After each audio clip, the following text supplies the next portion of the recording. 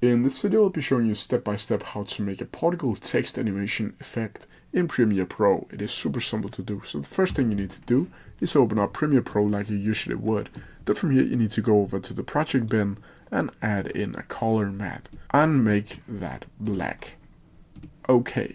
Then from here, you need to add it into your timeline like so. Then from here, you need to add in the text. And you can write in whatever you really want for that specific text. Then from here, you need to select the text and go over to Effect Control and down to Opacity. Then you need to go over to the beginning of that clip and scroll it down to 0, the opacity. Then you need to make a keyframe and go a couple frames over, and then you need to go to 100 again. Then from here, you need to go down to blend mode and add it from normal to dissolve. And this is gonna how it looks like so.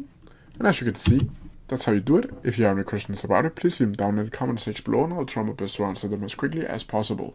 See ya!